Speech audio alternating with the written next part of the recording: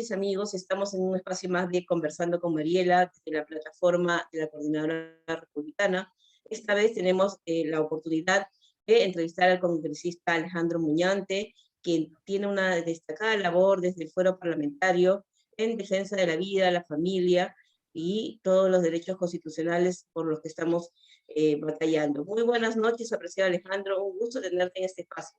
Muy buenas noches, Mariela. Muchas gracias por la invitación y de aquí saludo a todos los amigos de la Coordinadora Republicana. Realmente ha sido una semana muy buena para la causa pro vida, pro familia, pro patria y pro libertad. Así que esta semana hemos tenido casi 4 o 5 victorias seguidas en un lapso de 2 a 3 días. Así que es muy interesante conversar de esto para que la población lo conozca, ¿no? Y sepa que tiene a representantes en el Congreso que están poniendo el hombro, ¿no? Poniendo el pecho por nuestras libertades.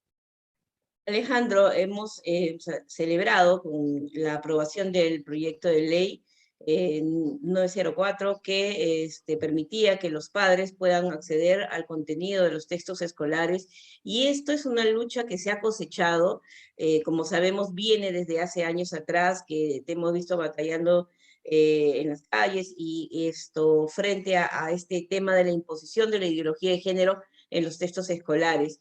Quisiéramos que nos cuentes un poco la historia de esta batalla que se viene ya desde hace unos años y que, como sabemos, fuiste asesor de la Comisión de Educación en momentos claves en donde se tuvo que hacer una comisión especial para revisar los textos escolares. Quisiéramos que nos cuentes esa batalla que viene desde hace años atrás. Sí, Mariela, como bien lo has señalado, esta lucha no es de ahora, viene desde hace varios años atrás, ¿no? Recordemos con la imposición de un enfoque ideológico en el Currículo Nacional de Educación, que es el enfoque de género, que a nuestro juicio es una abierta ideología, porque sus postulados no se sustentan sobre la realidad biológica, ¿no? Sino sobre postulados enteramente ideológicos que persiguen una consigna de hipersexualizar la educación de nuestros chicos. Su principal postulado de la ideología de género es que el sexo, ¿no? puede ser diferente al género, que el género no necesariamente es igual, ¿no? a los genitales de las personas, sino que este puede variar y puede ser construido en el paso del tiempo, de tal manera que tienes una gran variedad de géneros, según las fuentes de la ONU, hay más de 100 géneros.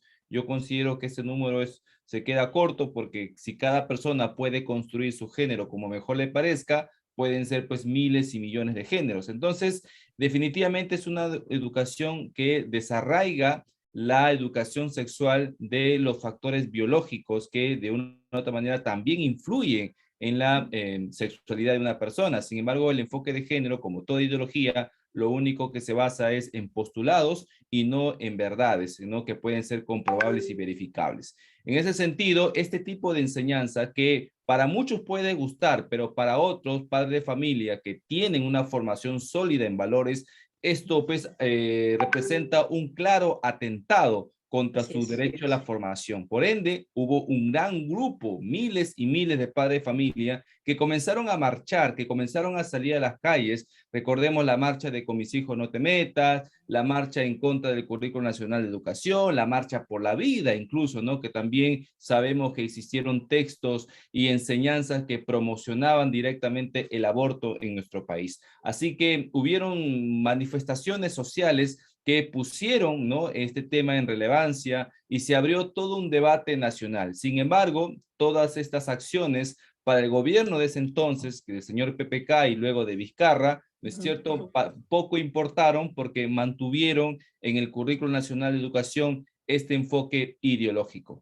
Después, cuando ya esto ya estaba, como cuando parecía que no había vuelta atrás, sucedió un hecho muy importante que evidenció lo que significa el enfoque de género en la educación de nuestros hijos. Y es que se descubrieron links, ¿no es cierto?, en los libros de tercer y segundo año de secundaria del curso Desarrollo Personal, Ciudadanía y Cívica, ¿no? Estos links te llevaban a una página cubana en donde se hablaba explícitamente de sexo contra natura, de sexo grupal, de sexo oral, que eran contenidos pues que por su grado, ¿no?, de sensibilidad no podían trasladarse a chicos de 12, 13 años, ¿no? Y es que ellos tenían que leer obligatoriamente este link porque en el libro, ¿no?, solamente contenía un pequeño concepto, ¿no es cierto?, de conducta sexual, por ejemplo, y que si ellos tenían que profundizar, y lo tenían que hacer para poder dar sus exámenes, tenían que entrar al link.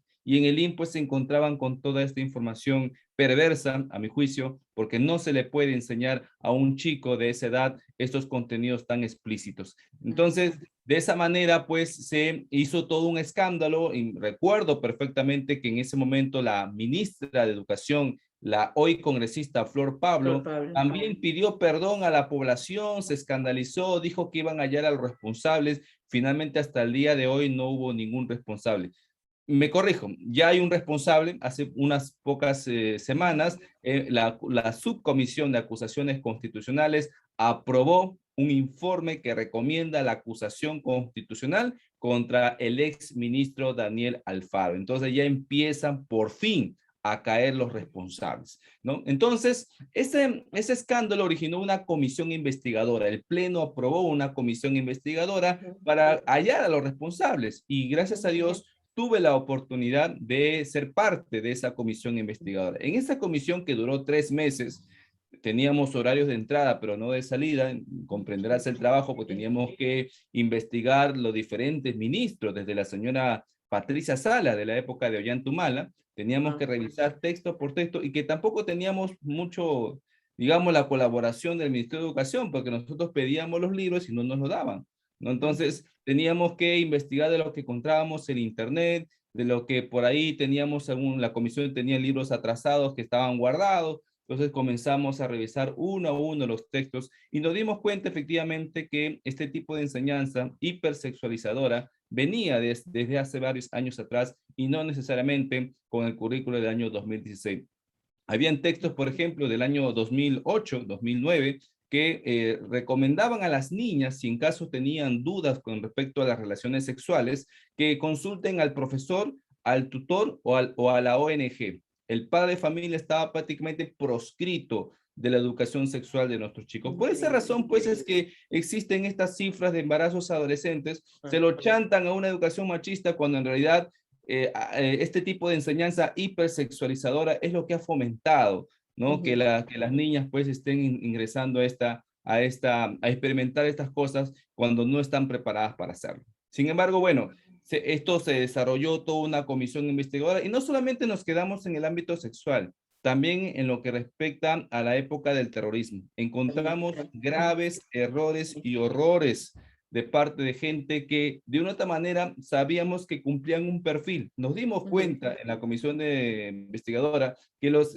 editores, ¿no?, las personas que hacían los contenidos para estos textos, ¿no?, que trataban sobre el terrorismo, eran personas con una marcada ideología izquierdista, ¿no? O sea, no podías encontrar ahí, por ejemplo, un Ángel Delgado, no podías encontrar ahí una Mariela Bianchi, no encontrabas ese tipo de personas, encontrabas siempre personas con una marcada ideología izquierdista, muchas veces ligadas a ONGs. Entonces, vimos con estupor cómo es que se cambiaba incluso las fuentes, ¿no? Nosotros sabemos, por ejemplo, que la Comisión de la Verdad es un informe que es bastante cuestionado, ¿no es cierto? Sin embargo, aún con todo eso, no era suficiente para esta gente, ¿no?, distorsionadora de la época del terrorismo, que tuvieron incluso que distorsionar el propio informe de la Comisión de la Verdad cuando lo citaban textualmente en el texto. Por ejemplo, había un caso escandaloso.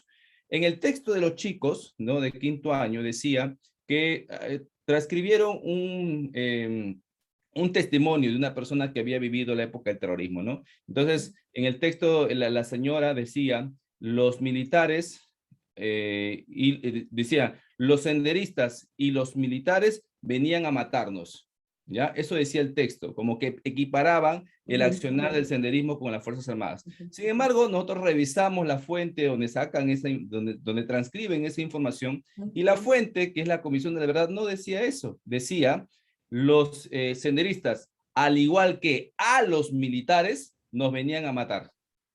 ¿Se dan cuenta? La diferencia era abismal. Totalmente, claro que ¿No? sí. Pero así estaba en los textos. Entonces, Definitivamente aquí tuvieron gente que pagar por abierto atentado contra la educación de nuestros chicos. Sin embargo, lamentablemente, Mariela, ese informe de la comisión investigadora que nos costó sacrificio y horas de trabajo, ¿no?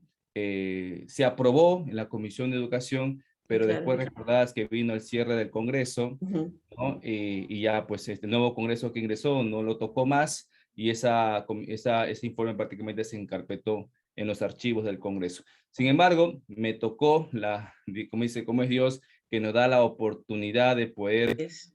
reivindicar todo ese trabajo. Y justamente el día viernes, ¿no es cierto? Ujú. El jueves, perdón, que tuvimos el pleno, tuve la oportunidad de poder resaltar todo ese trabajo que hicimos cuando me tocó exponer sobre este proyecto que tú bien mencionas, el 904. Y es que esta ley significa pues un gran avance en esta lucha por la defensa de una correcta educación. Desde las protestas sociales, desde las acciones legales que se habían emprendido, recordarás, contra el Currículo Nacional de Educación, Es. ahora tenemos pues esta ley, ¿no? Esta ley Ujú. que finalmente le da a los padres una herramienta extraordinaria para poder organizarse y observar los contenidos educativos que les enseñan a sus hijos. Si bien es cierto, la ideología de género todavía está en el Currículo Nacional de Educación y obviamente nuestra lucha final va a ser que caiga completamente, Ah. erradicar completamente la ideología de género, pero mientras estamos en ese camino, vamos Ujú. dándole a los padres de familia herramientas legales para que ese tipo de enseñanza pues no sigan contaminando a sus hijos. Así que este Ujú. 904, esta ley que solamente ya espera la autógrafa para que sea promulgada por el presidente, ya fue aprobada en primera y segunda votación en el Ujú. Pleno del Congreso, ¿no es cierto? Solamente le va a dar, digamos, a los padres una gran arma para combatir el adoctrinamiento de género y también, ¿por qué no?, el adoctrinamiento pro-terrorista, ¿no? Porque Ujú. también hemos visto la distorsión de la historia en ese sentido. Específicamente, ¿qué es lo que los padres van a poder hacer a través de los hechos escolares, a través de la educación? Mira, esta ley le permite a los padres poder registrarse, esto ya va a salir seguramente con el reglamento, ¿no? Ujú. Van a poder registrarse de manera organizada, ¿no? En una web, en un registro oficial que va a tener el Minedu, ¿no es cierto? Y cuando los padres de familia estén debidamente registrados, el Ministerio de Educación va a tener la obligación de que antes que puedan imprimir los contenidos educativos, primero tienen que darlo a conocer tanto a la Defensoría del Pueblo, al Congreso de la República y también a los padres que se han registrado, ¿me entiendes? Excelente, Ellos excelente.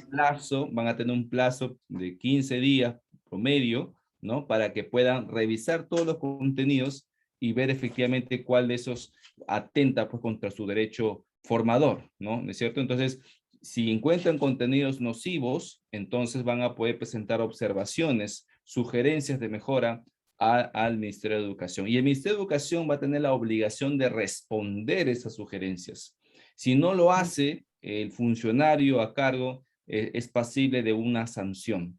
Entonces, van a tener definitivamente una herramienta muy grande porque ya va a dejarse constancia a través de documentos oficiales que hubo una observación directa contra un determinado contenido. Cosa que se hizo, recordarás, Mariela, con Ujú. el señor Daniel Alfaro antes de que impriman esos textos nocivos con links pornográficos. Ujú. Al señor Alfaro se le advirtió meses antes porque estaban preparando, ¿no? Y solamente algunos padres tenían, digamos, el privilegio de contar con esos materiales todavía en borrador, ¿no? Entonces esos padres vieron estos links, ya lo habían visto desde mayo del año 2018, antes que se impriman, y se advirtió en una comisión, en una sesión de la Comisión de Educación.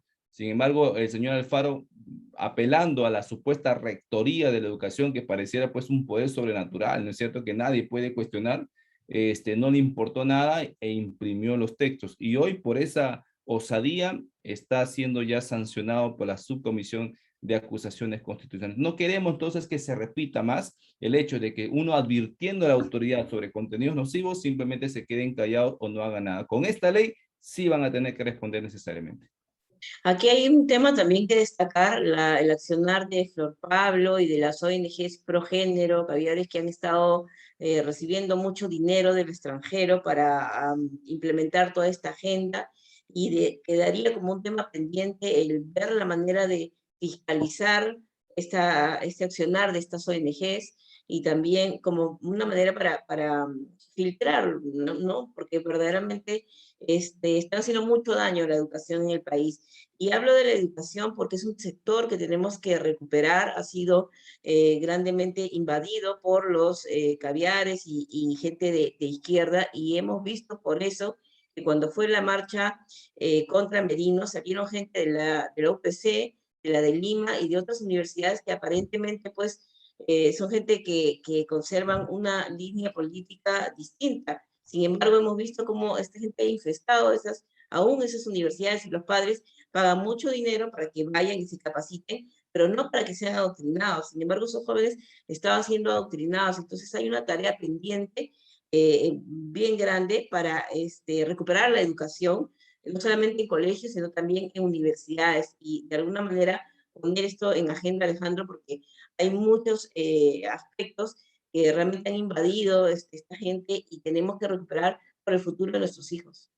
Efectivamente, Mariela, mira, nosotros en toda esta etapa de investigación descubrimos que habían ONGs que estaban en convenio directo con el Ministerio de Educación y que justamente estaban encargadas incluso de elaborar los manuales. El manual que se ha hecho público hace pocos días para el fomento de la educación sexual y que es dirigido a los docentes de nuestro país, está elaborado por una ONG que se llama Plan Internacional. Justamente en mi participación en el Pleno pude demostrar a mis colegas congresistas que esta ONG estaba pues empecinada en fomentar el delito del aborto en el país, sobre todo en una región tan grande y tan sensible como es Loreto. Yo pude mostrar un texto, ¿no?, que esta ONG había elaborado, donde específicamente y textualmente menciona que las niñas, no dice ni siquiera adolescentes o no, dice las niñas tienen el derecho a tener relaciones sexuales placenteras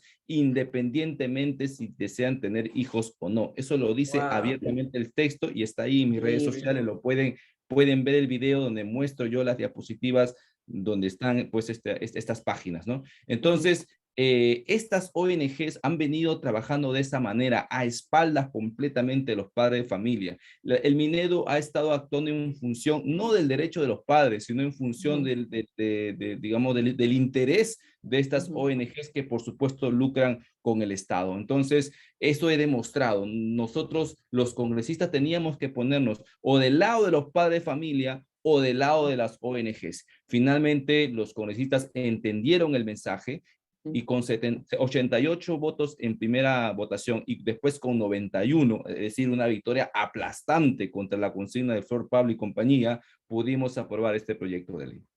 Excelente. En cuanto al tema, Alejandro, de lo que es la autonomía universitaria y esta victoria en función de esto, también hemos visto cómo cierto sector caviar realmente ha llorado por la pérdida del manejo en cuanto al SUNEDU y a todas estas implicancias y tentáculos de acción en el campo educativo, donde también sabemos que había bastantes ingresos económicos para esta gente. Cuéntanos un poco cómo ha sido esta lucha y la victoria que ahora estamos enfrentando, porque sabemos que ellos no se van a quedar tranquilos. De aquí para adelante están invirtiendo una fuente cantidad de dinero para recuperar esa preeminencia que tenían con la SUNED. Efectivamente, Mariela, y nosotros podemos ver tanto en la 904 como en la autonomía universitaria un mismo modus operandi, la mentira, la falacia, la desinformación que realizan estos sectores caviares, ¿no es cierto? Cuando impotentes han visto pues que el Congreso ha aprobado y ha ido en contra de sus intereses. Entonces ellos apelan a la falacia. Por ejemplo, en el tema del 904 dicen que nosotros hemos eliminado el enfoque de género. Todavía no lo hemos eliminado, todavía.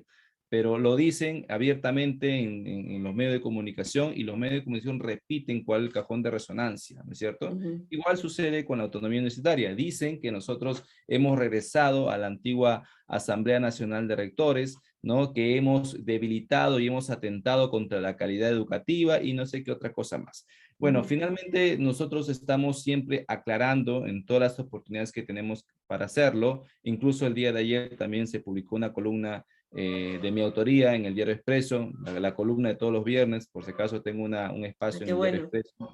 Ahí también pude demostrar con argumentos que estas falacias que se vienen señalando, pues no son más que eso, simplemente simples Ujú. mentiras que tratan de desprestigiar la labor del Congreso en pos de la verdadera calidad educativa. Y es que nosotros también, así como al SUNEDU, perdón, se le reconoce algunos logros, ¿no es cierto? Ujú. También pues está en el ojo de la tormenta cuando se ha visto casos en donde ha licenciado universidades que no tenían ni siquiera alumnos matriculados, y ha licenciado universidades en provincia que todavía estaban en plano, ni siquiera había Wow. infraestructura. Sin Ujú. embargo, ha negado la licencia a algunas universidades que, teniéndolo todo, ¿no? Simplemente por temas políticos, ¿no? Un periodista me mencionaba que tal universidad tenía de rector a tal fulano que estaba ligado con el fujimorismo. Yo no sé si ese ha Ujú. sido realmente el motivo por lo cual han denegado la licencia a una universidad y han perjudicado a miles y miles de estudiantes. Dios quiera que no haya sido ese, pero si ha sido ese el motivo, realmente entonces estamos en una situación mucho más preocupante, ¿no? He Ujú. visto también universidades en San Juan del Lurigancho, que parece pues un colegio particular, ¿no es cierto? Y que tienen la licencia. En cambio, universidades con infraestructura, incluso por cada facultad, han sido denegadas. Yo no sé cuál ha sido el criterio realmente, pero esas cosas han puesto en tela de juicio la actuación de la SUNEDU. Entonces, definitivamente aquí necesitamos mejorar algo, Ujú. necesitamos no sé, revisar lo que estaba haciendo la SUNEDU. Y como todo es perfectible, nada está escrito sobre piedra, ¿no es cierto? Y pareciera que lo que hacen los caviares ya está escrito sobre piedra, ya no hay nada más que hacer, ¿no? Porque cuando alguien Así trata es. de cambiar un poco sus famosas reformas universitarias, su famosa reforma política, que pareciera la panacea, ¿no es Así cierto? es. Se venden como eso. Cuando Ujú. alguien osa Ujú. cambiarle una coma, no, y está yendo en contra de todo. No, no es así. Ujú. Toda norma en este país es perfectible. Y Así nosotros es. lo que consideramos es que la SUNEDU debería tener dentro de la composición de su directorio a personas no rectores, representantes, docentes con el grado de doctor, es decir, gente preparada, elegidos democráticamente, Ujú. no al dedo, sino elegidos Ujú. democráticamente por las universidades, tanto públicas y otros representantes de la universidad Ujú. privada, para que integren este consejo directivo de tal manera que le aporten a la SUNEDU una especie de espíritu de realidad. Es decir, Ujú. ¿quién más que los representantes de estas universidades para conocer realmente la realidad universitaria en nuestro Así país? es. Entonces, eso Así le es. va a dar un buen insumo al trabajo que viene realizando la SUNEDU. Eso a los caviares pues les ha representado una gran amenaza. Pues claro, pues como ya tienen a representantes de universidades, ya se ha democratizado la SUNEDU, ya no está bajo el Sí. control absoluto del Poder Ejecutivo, entonces pues Ujú. eso les ha escandalizado. Entonces nosotros Ujú. tenemos la obligación como congresistas de derribar estos falsos mitos y de demostrar a la población que lo que hemos hecho realmente responde a una necesidad del país. Sobre todo evidenciar y transparentar cuál es el real objetivo y el interés de estas ONGs que se dicen ser, ¿no?, pro educación y todo, y en realidad pues lo único que hacen es lucrar y utilizar los recursos del Minedu como cajero automático. Efectivamente, y también hemos visto cómo la propia SUNEDU ha utilizado fondos que no son fondos de ellos, son fondos públicos finalmente, ¿no? Y ha pagado una muy buena publicidad estatal a diversos medios de comunicación, que son precisamente los que hoy pues nos chancan a los congresistas por haber aprobado esta modificación. Bueno, entenderé entonces que lo que están ellos viendo más que nada son sus intereses y no realmente el interés público, que es buscar una mejora en la educación. Alejandro, quisiéramos tener más espacio para seguir entrevistándote. Yo quisiera que terminar esta entrevista con un breve resumen de lo que fue ayer la victoria en la Comisión de Constitución. Sabemos que eres parte de esa comisión y se procedió al archivamiento de este nefasto proyecto de ley donde promovía pues la Asamblea Constituyente. Quisiéramos que nos des unos breves Sí. alcances de eso para terminar también en tu última, digamos, propuesta en lo que es para liberarnos de la dictadura sanitaria y poder permitir que todas las personas puedan acceder libremente pues, a los espacios y a los establecimientos. Sí, Mariela, también dentro de esta lista de victorias que hemos obtenido esta semana, pues está el archivamiento liminar de este proyecto, ¿no? De reforma constitucional que presentaba el Ejecutivo, que claramente era un agente distractor nada más, como para que la población pues voltee su mirada a otra parte y no se concentre en lo que realmente el Ejecutivo tiene que hacer, que es su trabajo, ¿no? Que es mejorar la calidad de vida de los peruanos, pero incapaces precisamente de poder mostrar logros, es que ellos han presentado este proyecto de ley para distraer a la opinión pública. Nosotros, obviamente, actuando en consecuencia con nuestro deber de respetar la Constitución y actuando en consecuencia con las verdaderas necesidades de la población, decidimos pues el archivo liminar de este proyecto de ley para acabar de una vez por todas con este infructuoso debate, ¿no? Y que ya ahora el Ejecutivo pues se ponga a hacer su chamba, ¿no? Así Porque es. ya basta ya de tanta distracción, ya basta de tanto amiguismo, ya basta de tanto compadrazgo. Entonces, nosotros no podíamos pues avalar una propuesta abiertamente inconstitucional, porque todo lo que no esté dentro de la Constitución es inconstitucional. Así Eso es, tiene que quedarnos eso bastante tiene que claro. ser claro, Todo exacto. dentro de la Ujú, Constitución, nada fuera de ella. ujú. Todo lo que signifique un atentado directo contra la Constitución, además de ser inconstitucional, es una abierta infracción constitucional. Entonces, nosotros no podemos avalar eso, pues por esa razón decidimos su archivo eliminar porque consideramos de que digamos, el procedimiento que ha dejado y que nos ha delegado el constituyente es que nosotros protejamos la Constitución tal cual está hecha, no Ujú. negándonos a la posibilidad de hacer reformas necesarias, Reformas, exacto. ¿sí? Pero no podemos nosotros disolver algo que el constituyente jamás estableció dentro de su voluntad cuando se elaboró esta constitución y que fue aprobada además por referéndum. Así es. Para terminar, Alejandro, hay este proyecto para pedir que se Interpelación. levante, sí, ya. Es una Para terminar, interpelación. Alejandro, hay este proyecto para pedir que se levante las imposiciones, las restricciones sanitarias que han habido, que se exige pues las 3 dosis a los peruanos para que puedan acceder a ciertos establecimientos. Quisiéramos Sí, que brevemente nos indiques sí. cuál es el lineamiento que te motiva a seguir con esto y cuál es qué es lo que esperamos en esta lucha, ¿no? Bueno, nosotros sabemos que todas estas restricciones han ido aumentando de manera progresiva. Ahora ya he visto en una publicidad del MINSA, ¿no? Donde ya se están pidiendo la cuarta dosis a mayores de 50 años. Seguramente más adelante, si es que esto no frena, también impedirán que ingresen a espacios cerrados o abiertos si no tienes la cuarta dosis, imagínate. Entonces, Sí. esto va en aumento y nosotros tenemos que poner un estate quieto. Por Ujú. esa razón, ayer con 23 firmas, ¿no? De colegas de diferentes bancadas, entre ellas Avanza País, Fuerza Popular, la nuestra, ¿no? Renovación Popular, obviamente, y también congresistas de Alianza para el Progreso y de Acción Popular, hemos firmado una moción de interpelación que he promovido. El día de ayer viernes ya lo hemos ingresado para que el señor Premier, esta es una interpelación directa contra el Premier, para que el Premier, porque él es autor finalmente de estos decretos supremos, ¿no es cierto? Ujú. Entonces, él tiene que venir acá al Congreso de la República a explicarnos, a fundamentarnos las razones, tanto jurídicas como científicas, que sostienen, ¿no? El hecho de que aún mantener un estado de emergencia y que incluso dispone pues la abierta infracción de los derechos constitucionales de los ciudadanos como el derecho al trabajo, derecho a la educación, condicionado a una tercera y posiblemente una cuarta dosis. Fuertes. Entonces, esto en una situación, en una coyuntura, gracias a Dios, ya no similar a la que pasamos meses atrás, ¿no es cierto?, con la Ujú. primera y segunda ola, no se puede sostener. Es decir, hoy en día las tasas de positividad y de muertes por COVID ha bajado tremendamente incluso a cifras prepandémicas. Yo en mi semana de representación voy siempre a los hospitales, visito hospitales grandes como el Hospital 2 de Mayo, el Hospital de San Juan de Lurigancho, el Hospital Bartolomé, el Hospital de Rebagliati, el Hospital Militar. Entonces, siempre pregunto, ¿ya? Y digo, ¿cuántos hospitalizados tienen aquí por COVID? 1, me dicen, 2.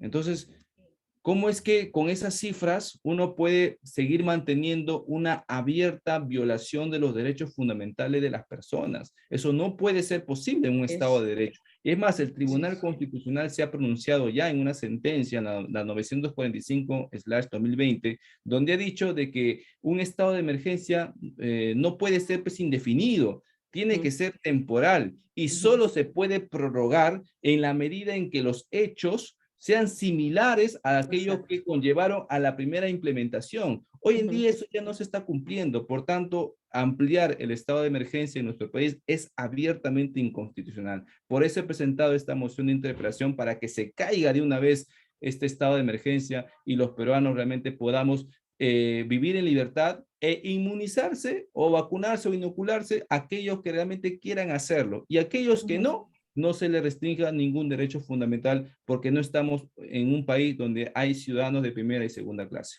Exacto, porque esto evidentemente es discriminatorio y la Constitución no respalda que no puede haber ningún tipo de discriminación, y menos en cuanto a una cuestión tan delicada como una decisión personal, creo, de lo que es el pase sanitario. Solamente resaltar, Mariela, que esta lucha la he venido emprendiendo desde que se originó este estado de emergencia. Hemos venido pidiéndole al ministro, los diferentes ministros que han pasado, al premier Vázquez primero, después al ministro Torres, sendas cartas, oficios. Hemos ido a dejarle incluso en la misma mesa de parte de la PCM de manera personal un borrador de decreto supremo. Habiendo hecho caso omiso de todas estas sugerencias, me he visto en la necesidad de presentar esta interpelación.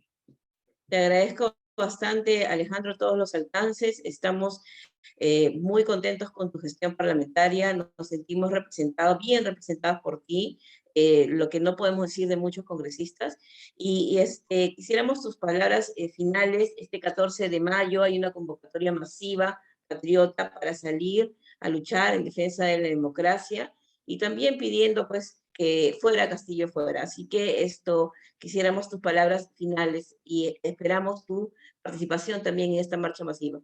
Bueno, muchas gracias a toda la coordinadora republicana por el gran trabajo que viene realizando en defensa de la democracia y de las libertades en nuestro país. Y bueno, agradecer también a las personas que de una otra manera se comprometen, ¿no?, con esta noble lucha por el futuro de nuestros hijos, por el futuro del país. Así que comprometerlos también a que este 14 de mayo puedan estar presentes. Yo he estado presente en varias marchas, así que no es algo nuevo para mí. Yo participo en esta manifestación legítima de la ciudadanía, ¿no? Preocupada justamente por el futuro de su país. No es una manifestación sesgada, no es una manifestación con un afán político enteramente, sino es una manifestación de padres, de familia, de personas adultas, personas jóvenes, ¿no?, que están preocupadas por el futuro de su país y ven pues en este gobierno una abierta amenaza a ese proyecto de vida. Así que por esa razón salen con toda naturalidad a manifestarse. Así que apoyo y respaldo esta manifestación y solicito pues a todas las personas que se sumen a esta gran marcha. Muchas gracias, Mariela. Muchas gracias, Alejandro, y esperamos contar contigo en otro momento para más alcances de tu gestión. Muchas gracias. Gracias, hasta luego.